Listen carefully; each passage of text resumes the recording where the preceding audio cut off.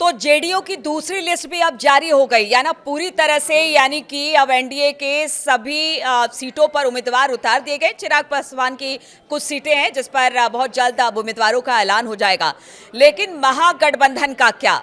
नमस्कार, मैं हूं नीलू। बात आज महागठबंधन की होगी जिस पर अभी तक सहमति नहीं बन पाई है। देखिए, बाकी जो सहयोगी दल थे तो उन पर तो वो उनके साथ तो बातचीत हो गई आरजेडी की, लेकिन जो बातचीत कांग्रेस के साथ होनी थी वो बातचीत हुई ही नहीं है। आप सोचिए कि ये क्या है, ये ईगो है या फिर सीट बंटवारे को लेकर तल्खी है, क्या है, कुछ समझ में नहीं आ रहा है। कल पहले फेज के नामांकन की आखिरी तारीख, आज अभी तक इस वक्त तक बिल्कुल सीटों की घोषणा महागठबंधन की तरफ से नहीं हुई है। हालांकि देखिए, चाहे कांग्रेस हो या फिर आरजेडी हो, वो सिंबल बांट रही है और अपने अपने प्रत्याशियों को वो सिंबल देके और उन्होंने दे दिया है। लेकिन प्रत्याशी कौन कहां से खड़ा होगा, इसकी लिस्ट, जो एक आधिकारिक लिस्ट होती है, वो अब तक जारी नहीं की गई है। देखिए, कल हमने देखा था राघोपुर से तेजस्वी यादव ने अपना पर्चा दाखिल कर दिया था।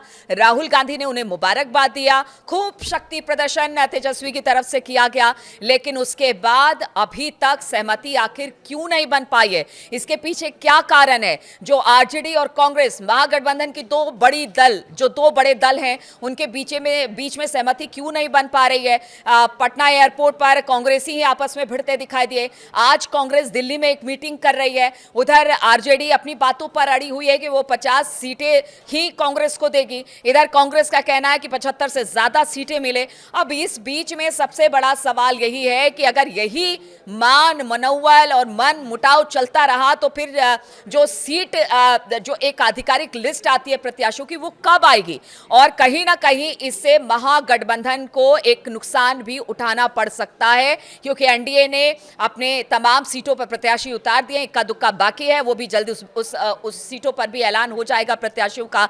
ऐसे में अब कहा जा रहा है कि क्या कांग्रेस, अगर बात नहीं बनती है तो किसी और के साथ जाएगी? क्या आरजेडी अकेले चुनाव लड़ेगी? आखिर होगा क्या? क्या तेजस्वी का जो कि सीएम बनने का सपना था बिहार का, वो चकनाचूर हो जाएगा? तमाम तरह की अटकलों का दौर इस वक्त चल रहा है और इस दौर के बीच बातचीत है कि कहीं जाकर ठहर ही नहीं रही है, बातचीत हो ही नहीं पा रही है। कांग्रेस और आरजेडी में लगातार मनमुटाव चल रहा है।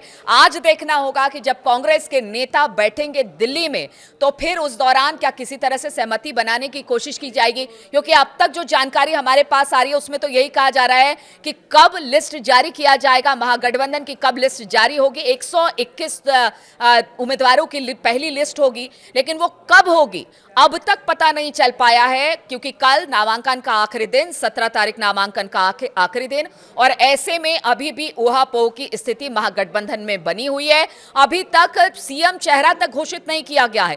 लगातार तेजस्वी के लिए कहा जा रहा था कि आरजेडी मांग कर रही थी कि खैर वो तो आरजेडी तो कह ही रही है कि तेजस्वी सीएम फेस होंगे, लेकिन कांग्रेस ने हामी नहीं भरी है। अब ऐसे में जो एनडीए है वो कह रहे हैं कि देखिए, सीटों पर सहमति नहीं बनी है, लिस्टों का ऐलान नहीं हुआ है, मुख्यमंत्री का चेहरा डिसाइड नहीं है। ऐसे में आप समझिए कि बिहार की सत्ता किसके पास जाने वाली है। अब देखना होगा कि इन सब बातों से ऊपर उठकर कितनी देर में, कब तक, आज कल कब लिस्ट जारी करती है महागठबंधन, और किस तरह से अब चुनाव प्रचार के लिए भी उतरना होगा, क्योंकि हमने देखा कि एनडीए ने लिस्ट जारी कर दी है उम्मीदवारों के और अब प्रचार का दौर वो शुरू करने जा रही है। लेकिन महागठबंधन में तो अभी तक लिस्ट का ऐलान तक नहीं हुआ है। अब जब लिस्ट का ऐलान होगा तो उसके बाद क्या, किसको कितनी, कैसे सीट मिलती है, वो देखने वाली बात होगी। और तेजस्वी के लिए एक बड़ी चुनौती है कि क्या वो सीएम फेस के तौर पर जिस तरह से उनको प्रेजेंट किया जा रहा है, क्या उनके लिए ये सारी चीजें मुश्किलें लेकर आएंगी?